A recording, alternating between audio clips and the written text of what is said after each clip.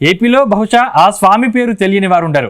గత ప్రభుత్వానికి అనధికార ముఖ్య సలహాదారునిగా వ్యవహరించారు ఆ స్వామివారు. ఆయన ఏది చెప్తే అదే రైట్. ఆయన తప్పు అంటే ఒప్పైనా అది తప్పే.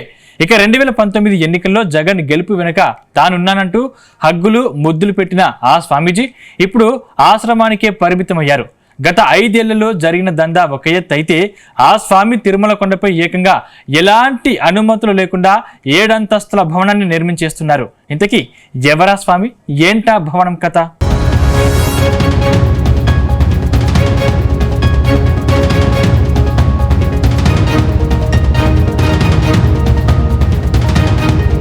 అఖిలాండ కోటి బ్రహ్మాండ నాయకుడు వెలసిన దివ్యక్షేత్రం తిరుమల.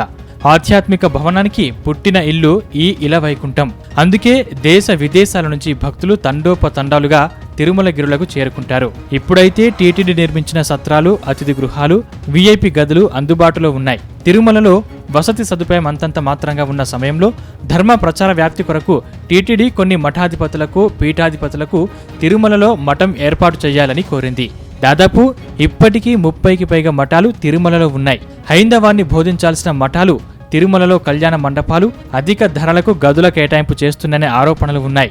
కేవలం ధనార్జన ధ్యేయంగా తిరుమలలో మఠాల వ్యవహార శైలి ఉన్నట్లు ఆరోపణలు గుప్పుమంటున్నాయి.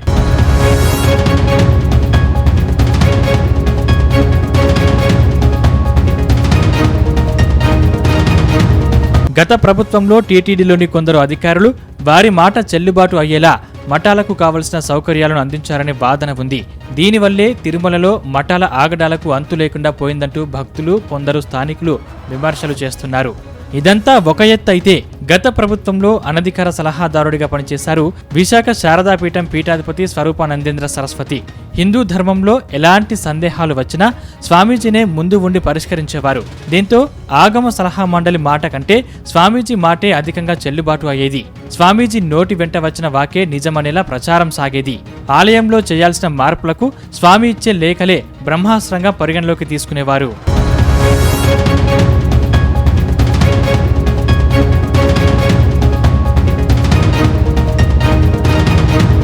ఇక కొన్ని సందర్భాల్లో ఆగమ సలహా మండలి కన్నా ముందే స్వామివారి సిఫార్సు తీసుకునేవారు. ఇదంతా కేవలం అధికారుల వద్ద మెప్పు పొంది తనకు కావలసిన పనులు చేసుకునేవారంట స్వరూపానందేంద్ర.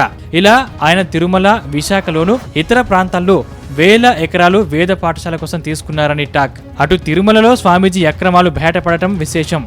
ధర్మ ప్రచారం, అనుగ్రహ భాసనం కోసం మఠంకు స్థలమిస్తే స్వామి చేసిన అక్రమాలు చూసి స్థానికులు, అధికారులు షాక్కి గురవుతున్నారట.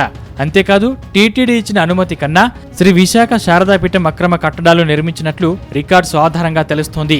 వడ్డించేవాడు మనవాడు అయితే ఏ బంతిలో కూర్చుంటేనే అన్నట్లు గత ప్రభుత్వ హయాంలో రోడ్డు మీదకి చొచ్చుకుని వచ్చినట్లుగా ఓ భవనాన్ని విశాఖ శారదాపీఠం నిర్మిస్తోంది. వైసీపీ ప్రభుత్వం ఏర్పాటైనప్పటి నుంచి తిరుమల కొండ మీద ఈ మఠందే హవా అన్నట్లు సాగింది. ఈ మఠంలో 2 కళ్యాణ మండపాలు, 20 గదులు ఉన్నాయి. మంచి డిమాండ్ ఉన్న మఠం కావడంతో ఎప్పుడూ రద్దీగానే ఉంటుంది. దీంతో మఠం భవనాలను కోరుకున్న రీతిలో విస్తరిస్తున్నారు.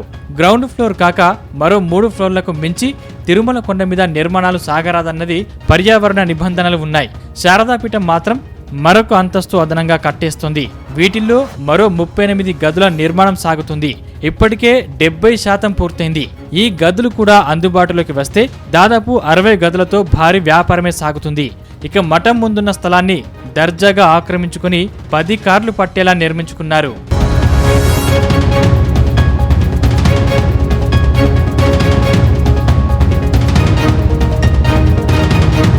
ఇక వైసీపీ ప్రభుత్వం అధికారం కోల్పోయాక తిరుమలలో అవినీతిపై కూటమి సర్కార్ ప్రత్యేకంగా దృష్టి సారించింది. పెద్ద స్వాములోరిగా వ్యవహరించిన విశాఖ శారదాపీఠం నుంచే ప్రక్షాళన కావాలని కోరుకుంటుంది.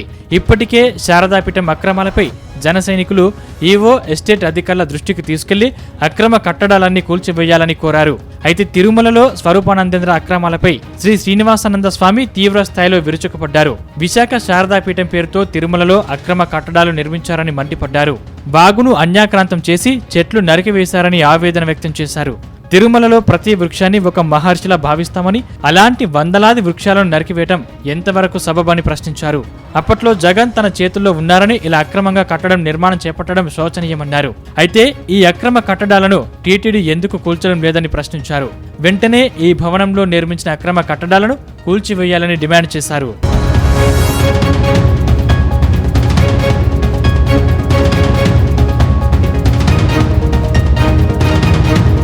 మొత్తం మీద అన్ని వర్గాల నుంచి వస్తున్న ఒత్తిడితో విశాఖ శారదాపీఠం అధికారులకు నోటీసులు ఇచ్చినట్లు తెలుస్తోంది.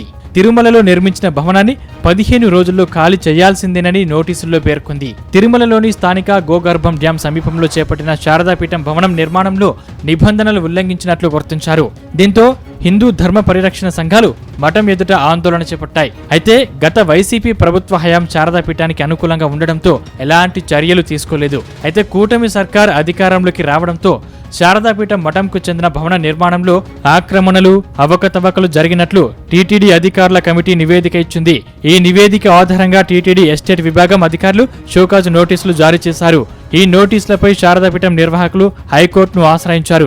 అయితే నిబంధనలు మఠం ఉల్లంఘించిందని గుర్తించిన న్యాయస్థానం చర్యలు తీసుకునే అధికారం టీటీడీకి ఉందని తీర్పిచ్చింది. దాంతో టీడీపీ నేరుగా చర్యలకు దిగింది.